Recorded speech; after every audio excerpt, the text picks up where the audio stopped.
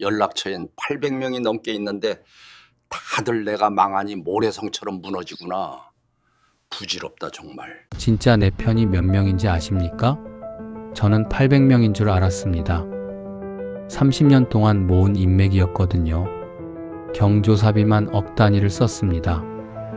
동창회장까지 했어요. 이 사람들이 나를 버릴 리 없다고 믿었습니다. 대기업에서 32년 영업부장까지 달았습니다. 잘 나갈 때는 전화가 끊이지 않았어요. 밥 먹자, 술 먹자, 골프 치자. 핸드폰이 쉴 틈이 없었습니다. 부장님, 오늘 저녁 시간 되세요? 형, 주말에 필드 갈래요? 연락이 끊이지 않았습니다. 은퇴하고 동창 말 믿고 카페를 열었습니다. 강남역 근처 퇴직금 2억을 넣었어요. 형 인맥이면 대박이라고 했거든요. 800명한테 연락하면 초반 손님 걱정은 없다고 생각했습니다. 동창들만 모아도 수십 명, 직장 동료들까지 합치면 수백 명. 다들 한 번씩만 와줘도 대박이다. 그렇게 계산했어요. 1년 만에 1억 7천이 날아갔습니다. 임대료만 월 800만 원이었거든요. 바로 옆에 대기업 프랜차이즈 커피숍이 있었습니다. 거긴 줄을 서요. 제 카페는 텅 비어 있었습니다. 인맥이 손님이 되는 게 아니었어요. 커피 한 잔 마시러 강남까지 올 사람이 몇이나 되겠습니까? 사업 망하고 석 달 동안 먼저 연락 온 사람 2명이었습니다. 800명 중에 2명. 처음엔 잘못 센 줄 알았어요. 다시 세어봤습니다. 카카오톡 대화창을 처음부터 끝까지 훑었어요. 2명이 맞았습니다.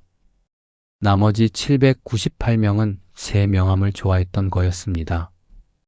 저라는 사람을 좋아한 게 아니었어요. 영업부장이라는 직함, 대기업이라는 간판, 돈 잘 버는 친구. 그걸 좋아한 거였습니다. 제가 쓰러지니까 연기처럼 사라졌어요. 아내마저 한동안 등을 돌렸습니다.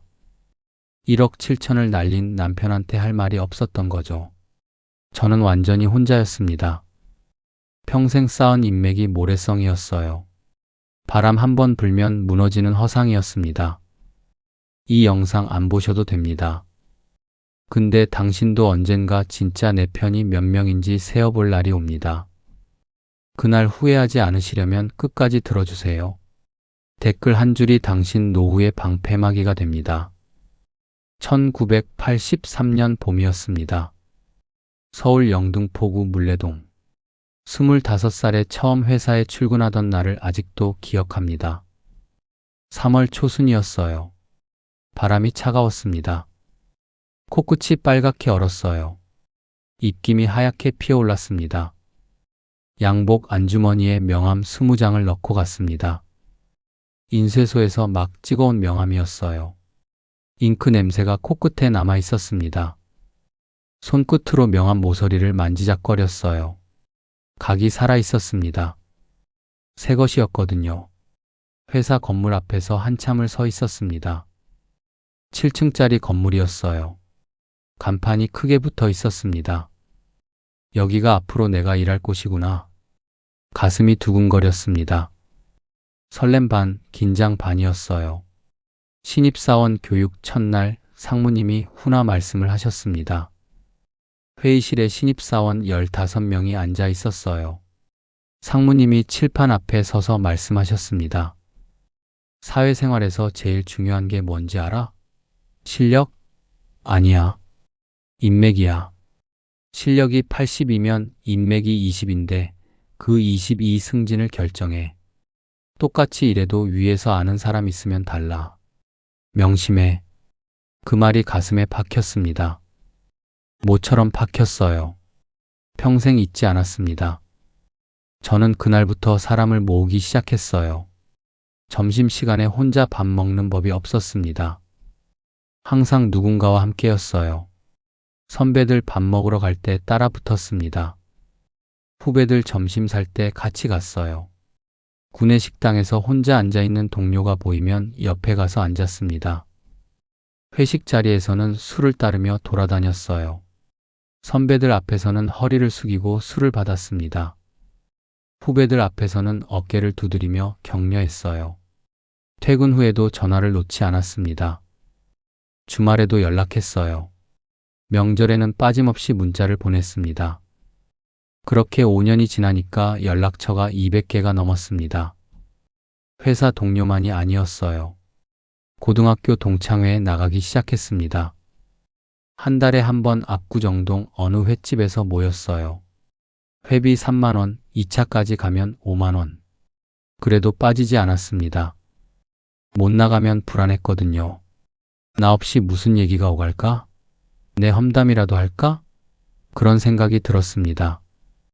동창회장이 건배사를 하면 큰 소리로 호응했어요. 옆자리 친구 어깨를 치며 웃었습니다. 먼저 일어나서 술을 돌렸어요. 그래야 존재감이 생긴다고 생각했습니다. 사람들 기억에 남아야 한다고 믿었어요. 대학 동기 모임도 있었습니다. 분기에 한 번 강남역 근처 고깃집에서 만났어요. 여기는 회비가 5만 원이었습니다. 고기 구워 먹고 소주 마시며 밤늦도록 얘기했어요. 대학 동기들은 각자 다른 회사에 다니고 있었습니다. 정보 교환이 된다고 생각했어요. 어느 회사가 연봉을 올렸다더라, 어느 업계가 잘 나간다더라, 누가 승진했다더라. 그런 얘기들이 오갔습니다. 향후에도 빠지지 않았어요. 저는 경상북도 상주 출신입니다. 서울에 올라온 상주 사람들끼리 모이는 자리가 있었어요. 종로구 어느 한정식집에서 모였습니다. 여기는 어르신들이 많았어요. 70대, 80대 선배들이 상석에 앉았습니다. 선배들 모시는 자리라 술값은 제가 냈어요. 한 번 나가면 15만 원은 깨졌습니다. 그래도 나갔어요. 언젠가 도움이 될 거라고 생각했습니다. 고향 선배들이니까 뭔가 연결고리가 될 거라고 믿었어요. 30대 중반이 되니까 연락처가 400개를 넘었습니다. 그때부터 경조사가 폭발적으로 늘었어요.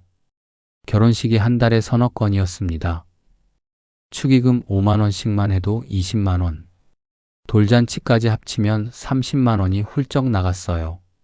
주말마다 예식장을 돌아다녔습니다. 강남, 여의도, 잠실, 서울 전역을 누볐어요. 토요일 오전에 결혼식 하나, 오후에 또 하나. 그런 주말이 많았습니다. 장례식도 있었어요. 부모님 상을 치르는 동료들, 선후배들. 부의금 5만 원, 10만 원. 빈소에 가서 절하고 조문했습니다. 밤새 빈소를 지킨 적도 있어요. 그게 예의라고 생각했습니다. 인맥 관리라고 생각했어요. 한 달에 경조사비로만 40만 원 가까이 나가는 달도 있었습니다. 아내가 한 번은 이렇게 말했어요. 여보, 우리 경조사비가 식비보다 많아. 이번 달만 42만 원이야. 도대체 친구가 몇 명이야? 그 말에 저는 이렇게 대답했습니다. 그게 다 투자야. 나중에 다 돌아와. 내가 힘들 때 이 사람들이 도와줄 거야. 지금 뿌려두면 나중에 거둘 수 있어. 진심이었습니다. 저는 그게 노후 보험이라고 믿었어요. 40대가 되니까 연락처가 600개를 넘었습니다. 회사에서 과장이 됐어요. 그러니까 모임이 더 늘었습니다. 과장급 모임이라는 게 따로 있었어요. 같은 과장끼리 모여서 정보를 교환하고 골프도 치고 술도 마셨습니다. 여기 회비가 월 10만 원이었어요. 골프 모임도 시작했습니다. 한 달에 2번 주말마다 필드에 나갔어요. 새벽 5시에 일어나서 경기도 어느 골프장으로 갔습니다. 그린피의 식사비, 캐디피, 내기 골프까지 합치면 한 번에 30만 원은 들었어요. 월 60만 원.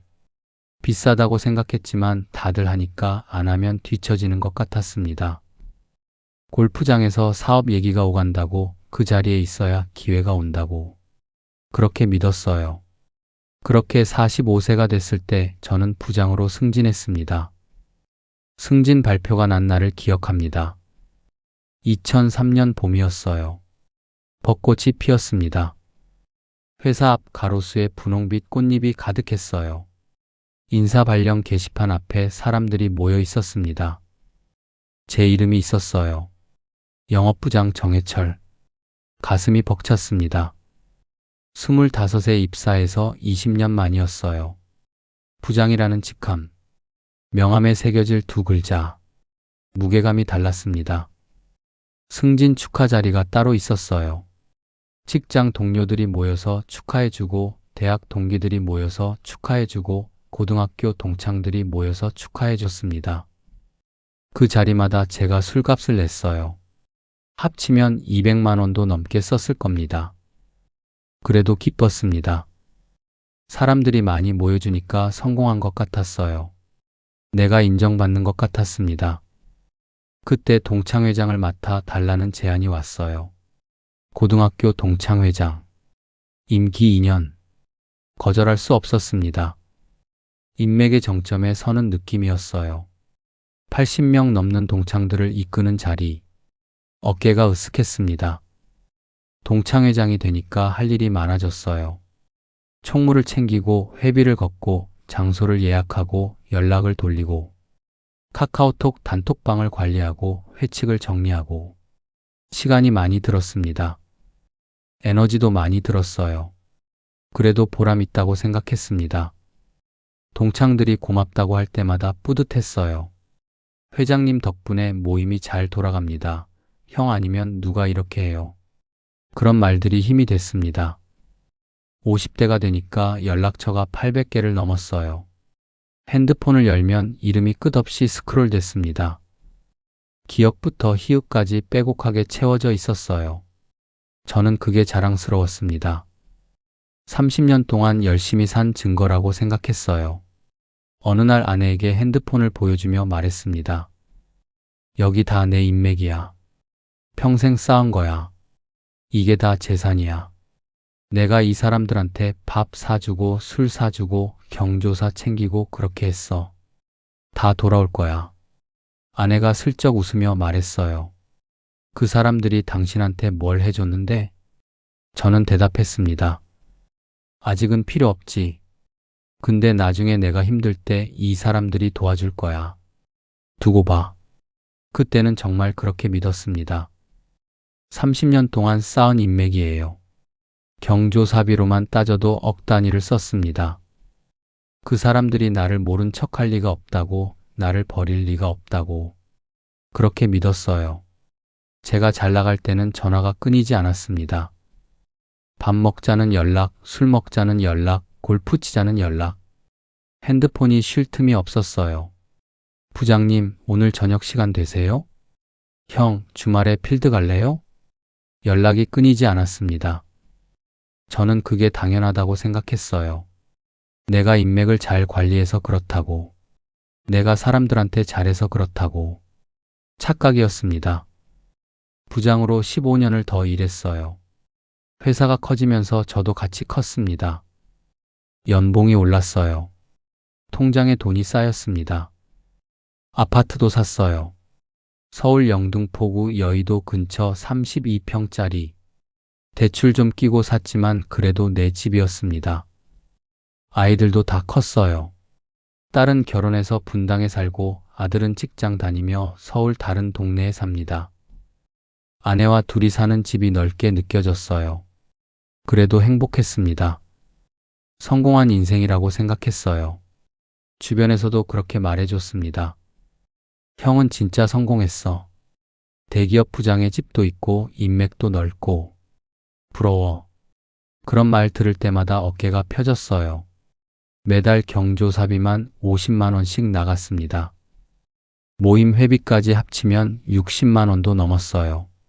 10년이면 7천만 원입니다. 20년이면 억이 넘어요. 그 돈이 어디로 갔는지 그때는 생각 안 했습니다.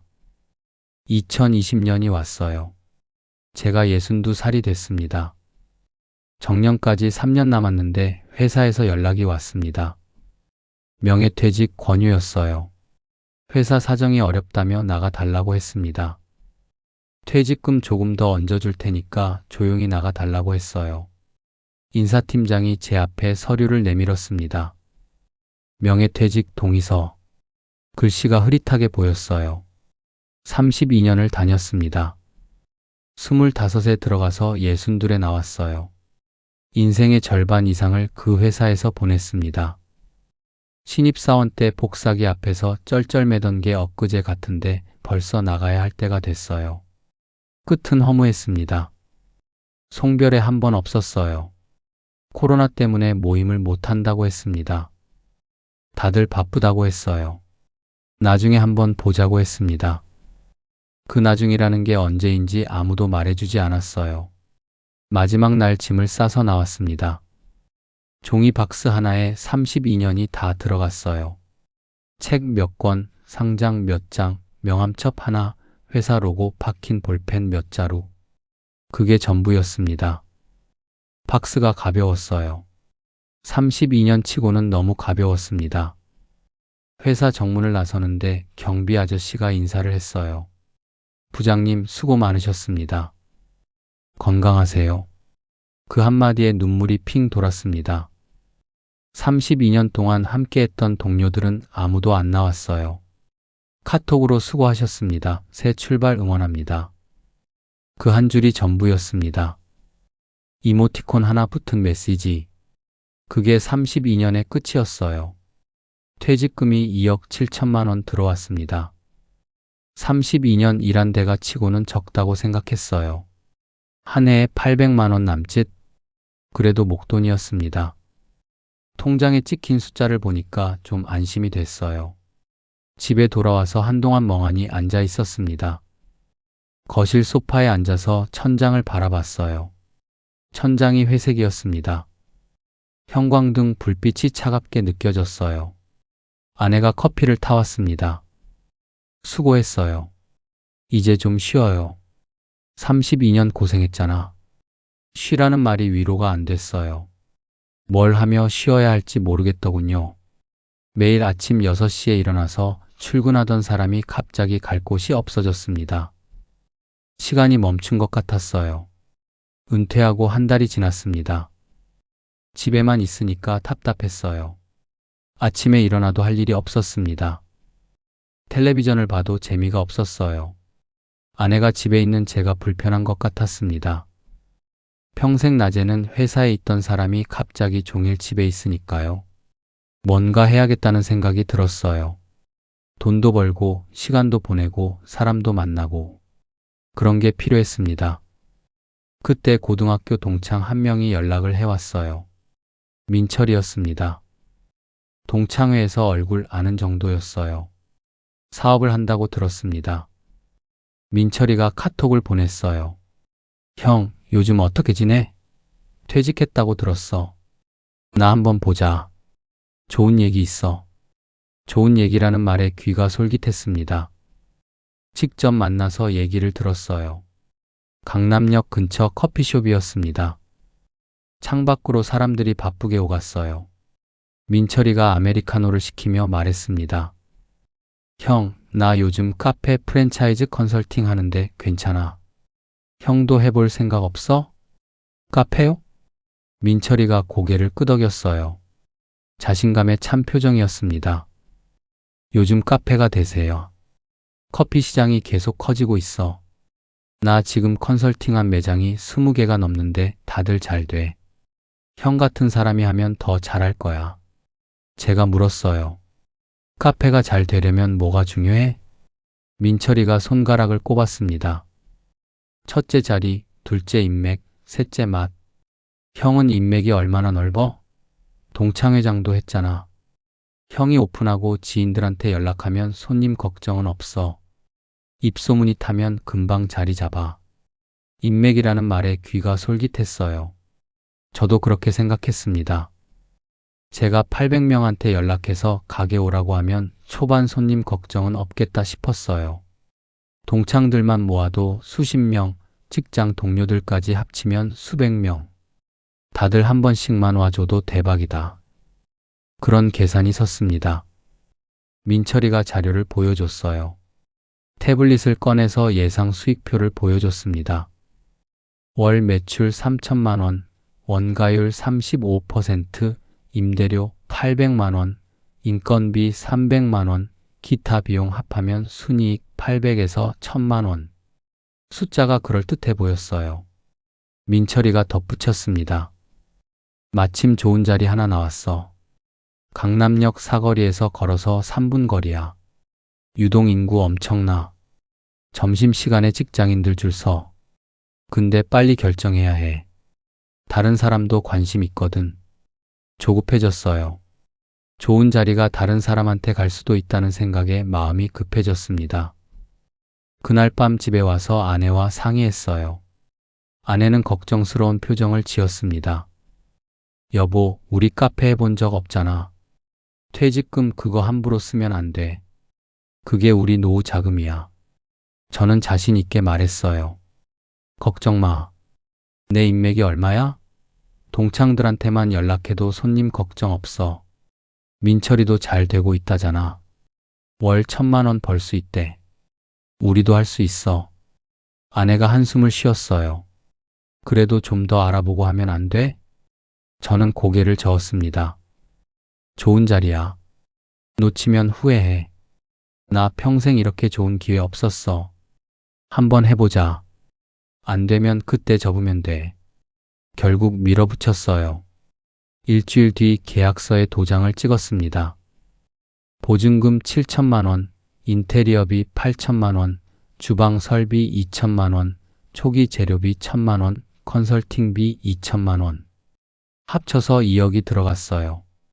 퇴직금 2억 7천 중에 2억을 썼습니다. 남은 건 7천만 원이었어요. 그래도 괜찮다고 생각했습니다. 몇 달만 장사 잘 되면 금방 회수할 수 있다고 믿었어요. 1년이면 본전 뽑고 2년이면 순이익이다. 그렇게 계산했습니다. 2020년 7월 가게를 열었습니다. 강남역 사거리에서 걸어서 3분 거리, 30평짜리 매장이었어요. 간판을 달고 현수막을 걸고 개업 화환을 받았습니다. 빨간 화환이 12개나 늘어섰어요. 동창들이 보낸 것, 직장 후배들이 보낸 것, 화환 리본의 축하 문구가 펄럭였습니다. 동창들한테 단체 문자를 보냈어요. 제가 카페를 열었습니다. 강남역 근처입니다. 많이 와주세요. 맛있는 커피 대접하겠습니다. 탑장이 쏟아졌습니다. 축하해. 꼭 갈게. 대박 나라. 번창하세요. 사장님 되셨네요. 기분이 좋았어요. 역시 내 인맥이다 생각했습니다. 이 사람들이 다 오면 손님 걱정 없겠다. 자신감이 넘쳤어요. 개업 첫날 동창 몇 명이 왔습니다.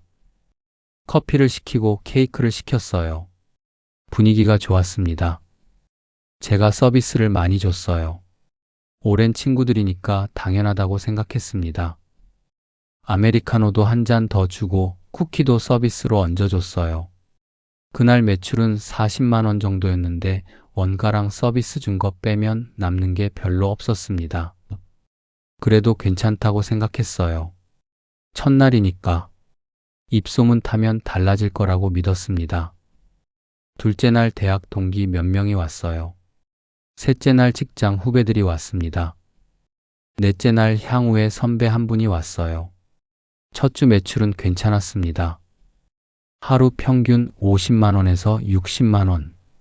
나쁘지 않다고 생각했어요. 민철이 말대로 되고 있다. 희망이 보였습니다. 그런데요. 둘째 주부터 손님이 뚝 끊겼어요. 인맥으로 오던 사람들이 다 왔다 간 겁니다. 한 번 오고 나면 다시 안 오더군요. 당연하죠.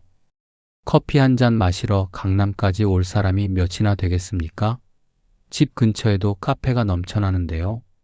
하루 매출이 30만 원, 20만 원으로 떨어졌어요. 어떤 날은 15만 원도 안 나왔습니다. 오후 내내 손님이 한 팀도 안 오는 날도 있었어요.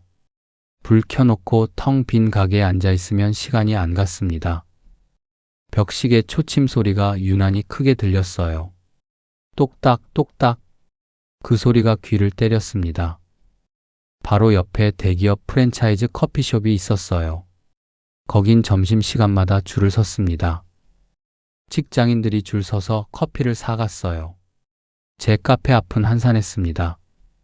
사람들이 제 카페 앞을 지나쳐서 옆집으로 들어갔어요. 그 광경을 매일 봤습니다. 창밖으로 옆집 줄을 바라보며 생각했어요. 뭐가 다른 거지? 커피 맛은 우리도 괜찮은데, 가격도 비슷한데, 왜 저기만 사람이 몰리지? 답은 간단했습니다. 브랜드였어요. 간판 빨이었습니다. 사람들은 익숙한 곳으로 가요. 모르는 카페보다 아는 카페. 처음 보는 간판보다 늘 보던 간판. 그게 현실이었습니다. 그제야 깨달았어요. 인맥이 손님이 되는 게 아니었습니다. 가을이 왔어요. 나뭇잎이 노랗게 물들었습니다. 저녁이면 바람이 차가워졌어요. 가게 앞 가로수에서 낙엽이 우수수 떨어졌습니다. 빗자루로 쓸어도 끝이 없었어요. 마른 낙엽이 바스락거리는 소리가 쓸쓸하게 들렸습니다. 매출이 계속 떨어졌어요. 8월에는 하루 평균 40만 원이었습니다. 9월에는 30만 원, 10월에는 25만 원으로 떨어졌어요. 그래프를 그리면 우하향 직선이었습니다. 끝이 안 보였어요. 임대료가 월 800만 원이었습니다. 강남 상권이라 비쌌어요. 처음 계약할 때는 감당할 수 있을 거라고 생각했습니다. 매출이 3천만 원 나온다고 했으니까요. 그런데 현실은 달랐어요. 인건비가 월 300만 원. 아르바이트생 2명 썼습니다. 주방에서 커피 만드는 사람 1명, 홀에서 서빙하는 사람 1명. 저도 매장에 나가서 일했지만 혼자서는 감당이 안 됐어요. 재료비가 매출의 35%. 원두, 우유, 시럽, 디저트, 일회용품. 하나하나가 다 돈이었습니다. 거기에 전기세, 가스비, 수도세, 카드 수수료까지 합치면 월 1,200만 원은 벌어야 본전이었어요. 그런데 매출이 월 800만 원밖에 안 됐습니다. 계산을 해보니까 월 400만 원씩 적자였어요. 퇴직금에서 남은 7천만 원이 줄어들기 시작했습니다. 8월에 400만 원 빠지고 9월에 400만 원 빠지고 6천만 원, 5천만 원. 통장 잔고가 눈에 띄게 줄어들었어요. 민철이한테 전화를 했습니다. 야, 매출이 너무 안 나와. 어떻게 해야 돼? 너 컨설팅한 매장은 어떻게 잘 되는 거야? 민철이가 말했어요. 형, 원래 처음엔 그래. 버텨야 해. 1년은 버텨야 자리 잡아. 단골이 생기면 달라져. 인스타그램 홍보 좀 하고 리뷰 이벤트도 하고. 버텨야 해. 버텨야 한다고요? 그 말을 믿었습니다. 1년만 버티면 된다고. 그렇게 생각했어요. 지금은 힘들어도 곧 나아질 거라고 스스로를 위로했습니다. 11월이 되니까 매출이 더 떨어졌어요. 하루 평균 20만 원. 월 매출 600만 원. 적자가 월 600만 원으로 늘었습니다. 7천만 원에서 400만 원이 빠지고 또 400만 원이 빠지고 넉 달 만에 2천만 원 가까이 사라졌어요. 아내한테 말을 못했습니다. 집에 오면 괜찮다고 잘 되고 있다고 거짓말을 했어요. 매출이 오르고 있어. 단골이 생기기 시작했어. 그런 거짓말. 아내 얼굴을 똑바로 쳐다보지 못했습니다. 아내가 눈치를 챘는지 묻더군요. 요즘 얼굴이 왜 그래? 많이 피곤해 보여. 무슨 일 있어? 없어. 그냥 가게 일이 바빠서 그래. 연말이라 정신없어. 그렇게 얼버무렸어요. 밤에 잠이 안 왔습니다. 천장을 보며 계산을 했어요. 이 속도로 가면 6개월 후에 돈이 바닥난다. 그러면 어떡하지? 대출을 받아야 하나? 가게를 접어야 하나? 접으면 투자한 돈은 어떡하지? 머릿속이 복잡했어요. 새벽 3시, 4시까지 뒤척였습니다. 그러다 6시에 일어나 가게로 갔어요. 눈이 충혈되고 얼굴이 푸석푸석했습니다. 거울을 보면 늙은 사람이 서 있었어요. 눈 밑에 다크서클이 깊게 내려앉았습니다. 12월 연말이 됐어요. 송년회 시즌이라 매출이 조금 올랐습니다. 하루 평균 30만 원. 그래도 적자였어요. 잠깐 숨을 돌렸다가 1월이 되니까 다시 뚝 떨어졌습니다. 1월 매출이 월 500만 원이었어요. 적자가 월 700만 원. 통장에서 돈이 눈 녹듯 사라졌습니다. 민철이한테 다시 전화를 했어요. 야, 진짜 힘들어. 적자가 계속 나. 너 컨설팅한 다른 매장들은 요즘 어때? 민철이가 한숨을 쉬며 말했습니다. 형, 사실 나도 힘들어. 코로나가 너무 길어. 컨설팅 의뢰도 뚝 끊겼어. 뭐라고? 그 말에 머리가 하얘졌어요. 민철이도 안 되고 있었습니다. 처음에 대박이라고 했던 그 말이 과장이었던 겁니다. 아니, 그때는 진짜 괜찮았는지도 몰라요. 근데 상황이 바뀐 겁니다. 코로나가 길어지면서 자영업이 다 힘들어진 겁니다. 속았다는 생각이 들었어요.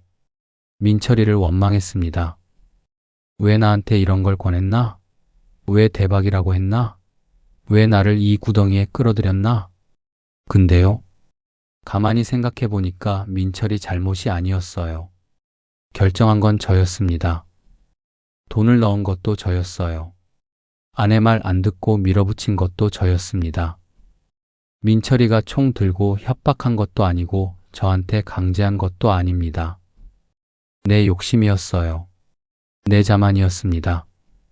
인맥이 있으니까 될 거라고, 내가 하면 다르다고 30년 사회생활 했으니까 장사쯤이야. 그렇게 착각한 제 잘못이었어요. 2021년 3월 통장 잔고가 1,000만 원 아래로 떨어졌습니다. 더는 버틸 수 없었어요. 결국 아내한테 말했습니다. 밤이었어요. 아이들은 다 독립해서 없었습니다.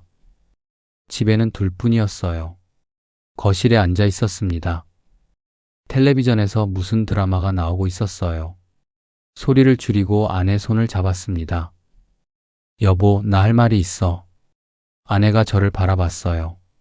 눈빛이 불안해 보였습니다. 뭔가 느낀 것 같았어요. 가게가 안 돼. 적자가 계속 나. 퇴직금 거의 다 날렸어. 아내 얼굴이 하얘졌어요. 뭐라고? 얼마나 날린 거야? 1억 7천쯤 날린 것 같아. 2억 넣었는데 3천만 원도 안 남았어. 아내가 말을 잇지 못했습니다. 한참을 침묵하다가 아내가 눈물을 흘렸어요. 소리 없이 눈물이 볼을 타고 흘러내렸습니다. 나한테 왜 말 안 했어? 왜 혼자 끙끙 앓았어? 왜 같이 상의 안 했어?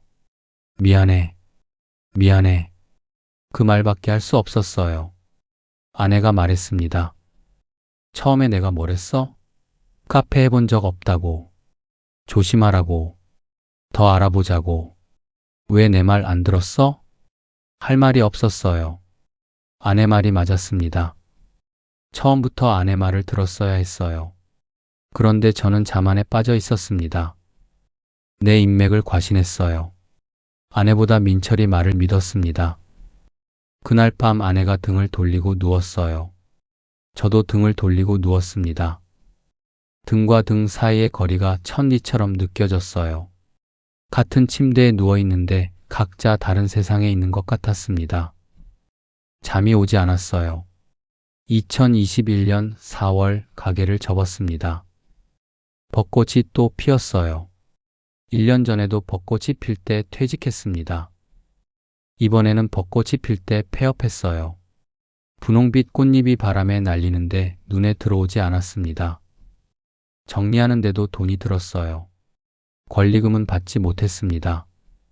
부동산에 내놨는데 문의가 없었어요. 시세가 그렇다고 하더군요. 코로나 때문에 장사가 다 안 되니까 권리금 주고 들어올 사람이 없었습니다. 오히려 권리금 없이 받아줘도 감사하라는 분위기였어요. 보증금 7천만 원은 겨우 돌려받았습니다. 그래도 전액은 못 받았어요. 임대료 밀린 거 500만 원, 원상 복구비 800만 원, 이것저것 떼고 나니까 손에 들어온 건 5천만 원 남짓이었습니다. 2억을 넣어서 5천만 원을 건졌어요. 1억 5천만 원이 공중으로 사라졌습니다. 그나마 남아있던 7천만 원 중에서도 적자 메우느라 썼으니까요. 결국 손에 남은 건 3천만 원 정도였어요. 32년 일한 퇴직금의 대부분이 1년도 안 돼서 날아간 겁니다. 가게 문을 닫는 날 혼자 가서 정리했어요. 아내한테 같이 가자고 할 수 없었습니다. 민망했어요. 부끄러웠습니다. 커피 머신을 치우고 테이블을 빼고 의자를 쌓고 간판을 내렸어요. 업자가 와서 간판을 떼어냈습니다. 사다리 위에 올라가서 드릴 로나사를 빼는 소리가 시끄럽게 울렸어요. 간판이 내려오는 순간 다리에 힘이 풀렸습니다. 바닥에 주저앉았어요. 차가운 시멘트 바닥이었습니다. 먼지가 바지에 묻었어요. 그래도 일어날 힘이 없었습니다. 한참을 앉아 있었어요. 강남역 근처 골목에 사람들이 오갔습니다. 점심시간이라 직장인들이 식당을 찾아다녔어요. 아무도 저를 쳐다보지 않았습니다. 저는 그냥 실패한 가게 주인일 뿐이었어요. 이 골목에 수십 개 가게가 있고 그중 하나가 망한 것뿐이었습니다. 집에 돌아오는 길 지하철을 탔어요. 2호선이었습니다. 강남역에서 영등포구청역까지 환승 포함 1시간 가까이 걸렸어요. 창밖을 보며 멍하니 앉아 있었습니다. 한강을 건널 때 강물이 햇빛에 반짝이었어요. 창문에 제 얼굴이 비쳤습니다. 늙고 지친 얼굴이었어요. 눈가에 주름이 깊게 패여 있었습니다. 흰머리가 부쩍 늘었어요. 1년 만에 10년은 늙은 것 같았습니다. 그때였어요. 문득 궁금해졌습니다. 사업 망한 거 알면 연락 오겠지? 위로 전화라도 오겠지? 기다렸습니다. 1주일, 2주일, 한 달. 아무도 연락이 없었어요. 석 달이 지났습니다. 어느 날 밤 잠이 안 와서 핸드폰을 열었어요. 새벽 2시였습니다. 연락처를 스크롤했습니다. 기억부터 희읍까지 800개가 넘는 이름이 있었어요. 문득 궁금해졌습니다. 석 달 동안 나한테 먼저 연락한 사람이 몇 명일까? 세어봤어요. 정말로 세어봤습니다. 카카오톡 대화창을 열어서 석 달 전부터 오늘까지 먼저 연락 온 사람을 체크했어요. 결과가 어땠을 것 같습니까? 2명이었습니다. 딱 2명. 800명 중에 2명. 처음에는 잘못 센 줄 알았어요. 다시 세어봤습니다. 대화창을 처음부터 끝까지 다시 훑었어요. 2명이 맞았습니다. 한 명은 직장 후배 영어였어요. 제가 신입 때 교육시킨 후배입니다. 15년 전에 입사해서 제 밑에서 일했어요. 지금은 다른 회사로 옮겼습니다. 영호가 어느 날 문자를 보냈어요. 형, 잘 지내시죠? 요즘 연락이 없어서 걱정됐어요. 바쁘시죠? 언제 시간 되시면 밥 한번 먹어요. 제가 살게요. 그 문자를 보고 눈물이 났습니다. 새벽 2시에 침대에 누워서 핸드폰 화면을 보며 울었어요. 소리 안 나게 울었습니다. 아내가 깰까봐. 다른 한 명은 초등학교 동창 용수였어요. 어릴 때 같은 동네에 살았습니다. 상주시 어느 마을. 함께 산에 다니고 개울에서 놀았어요. 지금은 부산에 삽니다. 용수가 전화를 했어요. 야, 너 요즘 어떻게 지내? 무슨 일 있어? 동창회에도 안 나오고 연락도 없고. 걱정돼서 전화했다. 아, 나 좀 힘든 일이 있었어. 무슨 일인데? 말해봐. 사업이 망했어. 카페 했는데 접었어. 용수가 한숨을 쉬었어요. 그랬구나. 힘들었겠다. 야, 힘내. 내가 뭘 도와줄 순 없지만 언제든 전화해. 내가 들어줄게. 술이라도 먹고 싶으면 부산 와. 내가 한 잔 살게. 그 말 한마디가 위로가 됐어요. 대단한 말이 아니었습니다. 돈을 빌려준다거나 일자리를 소개해준다거나 그런 게 아니었어요. 그냥 들어준다는 말, 힘내라는 말. 그게 전부였습니다. 그런데 그게 큰 위로였어요. 800명 중에 그 말을 해준 사람이 2명 뿐이었으니까요. 나머지 798명은요? 소식을 모르고 있었거나 알면서도 연락을 안 한 겁니다. 제가 동창회장까지 했던 그 동창회, 제가 술값 내며 다녔던 그 모임들, 제가 경조사비 꼬박꼬박 냈던 그 사람들, 아무도 연락하지 않았어요. 그때 깨달았습니다. 아, 이 사람들이 좋아했던 건 나라는 사람이 아니었구나. 내 명함, 내 직함, 내가 가진 것. 그걸 좋아했던 거구나. 2021년 8월 결심을 행동으로 옮기기 시작했어요. 동창회 단톡방에서 나왔습니다. 먼저 고등학교 동창회 단톡방.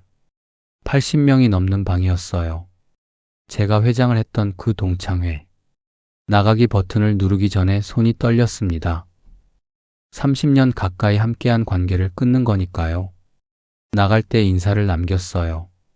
개인 사정으로 잠시 쉬겠습니다. 그동안 감사했습니다. 다들 건강하세요. 답장이 몇 개 왔습니다. 무슨 일 있어? 건강 조심해. 언제든 돌아와. 또 보자. 그 뒤로 연락이 없었어요. 그게 다였습니다. 30년 가까이 함께했던 관계가 카톡방 하나 나오니까 끝이 났어요. 허무하다는 생각이 들었습니다. 동시에 홀가분하다는 생각도 들었어요. 대학교 동기 모임 단톡방도 나왔습니다. 여기는 40명 정도 있었어요. 같은 메시지를 남기고 나왔습니다. 역시 답장 몇 개 오고 끝이었어요. 향후에도 나왔습니다. 직장 동기 모임도 나왔어요. 과장급 모임, 부장급 모임, 퇴직자 모임. 하나씩 하나씩 나왔습니다. 나갈 때마다 조금씩 가벼워지는 느낌이 들었어요. 짐을 내려놓는 기분이었습니다. 골프 모임도 정리했어요. 골프채를 중고로 팔았습니다. 700만 원 주고 산 클럽을 200만 원에 팔았어요. 골프백, 신발, 옷까지 다 팔았습니다. 아깝다는 생각이 안 들었어요. 매달 60만 원씩 나가던 골프 비용이 사라지니까 오히려 홀가분했습니다. 주말마다 새벽에 일어나서 경기도까지 운전하던 피로가 사라졌어요. 경조사도 기준을 세웠습니다. 3년 룰을 만들었어요. 최근 3년 안에 마음을 나눈 대화를 한 적 있는 사람, 진심으로 안부를 물어본 적 있는 사람, 그 사람 경조사만 가기로 했습니다. 3년 동안 연락 한 번 없다가 갑자기 청첩장 오면 축하 문자만 보내고 안 가기로 했어요. 부의금도 마찬가지. 문자로 조의만 표하고 빈소에는 안 가기로 했습니다. 처음에는 좀 찔렸어요. 예의상 가야 하는 거 아닌가? 체면이 있는데. 나중에 욕하면 어떡하나? 그런 생각이 들었습니다. 근데요. 그 예의와 체면 때문에 노후 자금이 새 나갔던 겁니다. 매달 50만 원씩 10년이면 6천만 원. 그 돈이 어디로 갔습니까? 다 허공으로 날아갔어요. 이제 안 그러기로 했습니다. 아내한테 말했어요. 나 이제 모임 안 나가려고. 동창회도 안 나가고 향후회도 안 나가고. 다 정리했어. 아내가 물었습니다. 정말? 괜찮아? 외롭지 않을까? 외로운 게 뭔지 알아? 모임 나가서 남들 자랑 듣는 게 더 외로워. 손주 자랑, 건물 자랑, 자식 자랑. 듣고 있으면 내가 초라해져. 혼자 있는 건 괜찮아. 오히려 편해. 아내가 슬쩍 웃었어요. 원래 당신은 사람 좋아했잖아. 인맥이 재산이라고 맨날 그랬잖아. 모임 안 빠지려고 그렇게 했었잖아. 그게 착각이었어. 진짜 재산은 당신 하나야. 800명이 뭐야? 내가 망하니까 아무도 연락 안 하던데. 당신만 옆에 있더라. 아내가 눈을 동그랗게 떴어요. 제가 이런 말을 할 줄 몰랐나 봅니다. 저도 제가 이런 말을 할 줄 몰랐어요. 63세 깨달은 거죠. 그날 아내 손을 잡고 산책을 나갔습니다. 영등포 공원이었어요. 4월 저녁이라 해가 길었습니다. 저녁 노을이 지고 있었어요. 하늘이 주황색으로 물들었습니다. 나란히 걸으며 얘기를 나눴어요. 우리 앞으로 어떻게 살까? 아내가 말했습니다. 돈은 없지만 건강은 있잖아. 둘이 건강하게 오래 살자. 비싼 데 안 가도 돼. 맛있는 거 안 먹어도 돼. 같이 산책하고, 같이 밥 먹고, 같이 텔레비전 보고. 그거면 돼. 고마웠어요. 1억 7천만 원을 날린 남편한테 원망 한마디 안 하고 앞으로를 얘기해주는 사람. 그게 진짜 내 사람이었습니다. 800명 연락처 중에 그 누구도 이런 말을 해주지 않았어요. 나머지 798명은 제가 잘 나갈 때만 옆에 있었습니다. 제가 쓰러지니까 사라졌어요. 하지만 아내는 달랐습니다. 당신이 뭘 가졌든 없든 나는 여기 있을 거야. 그 한마디가 100명한테 듣는 위로보다 훨씬 컸습니다. 2025년 지금 모임 정리한 지 4년이 지났습니다. 벚꽃이 또 피었어요. 올해로 67입니다. 70 코앞이에요. 머리가 하얗게 샜습니다. 얼굴에 주름이 깊어졌어요. 그래도 건강합니다.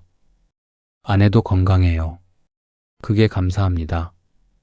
연락처는 여전히 800개가 넘게 있어요. 지우지는 않았습니다. 그냥 뒀어요.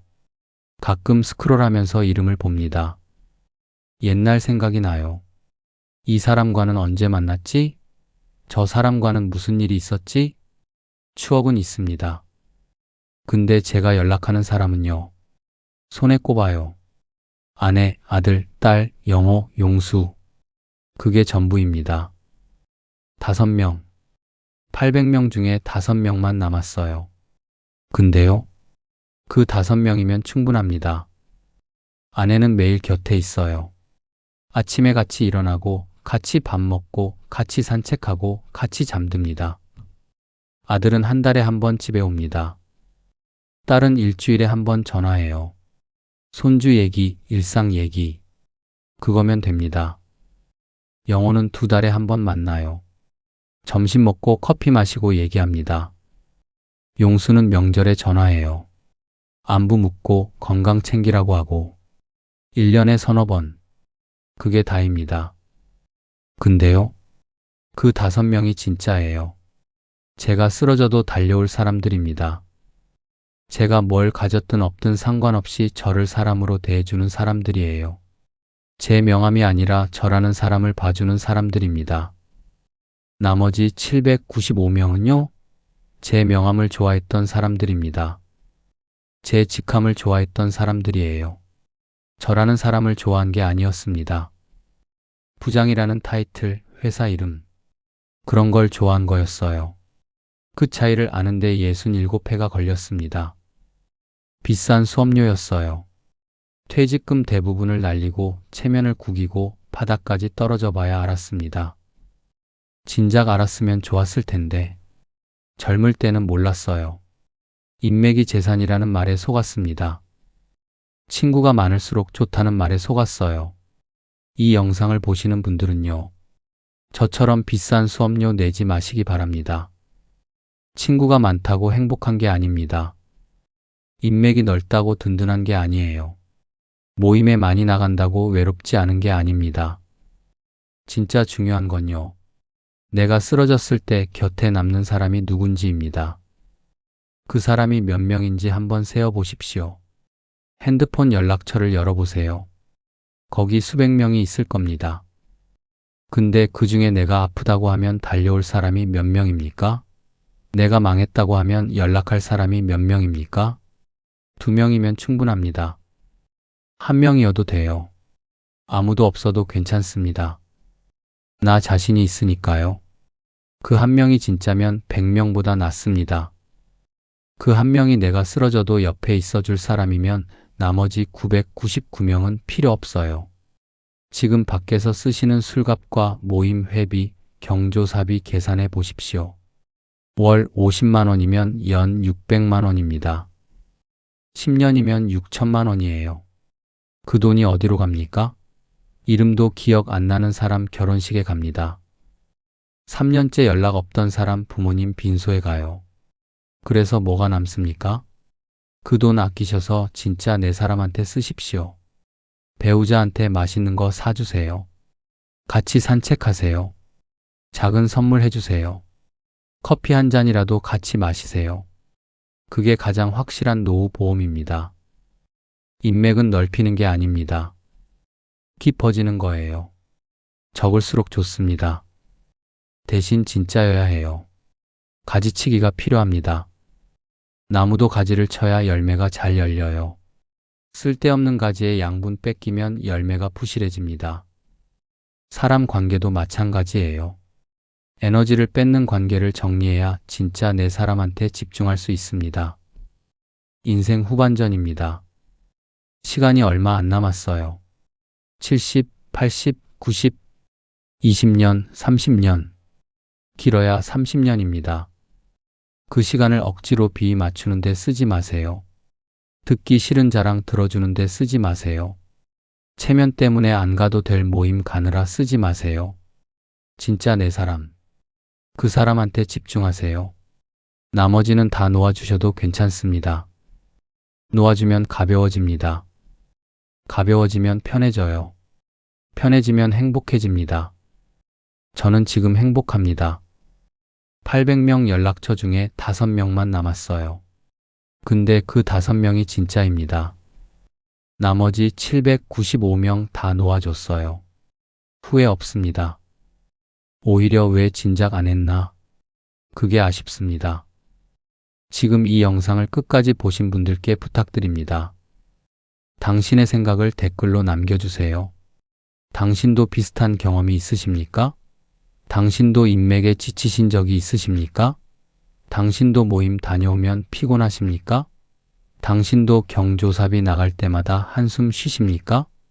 당신의 그 한마디가 누군가에게는 인생을 바꾸는 경고가 될 수 있습니다. 선한 마음은 반드시 되돌아옵니다.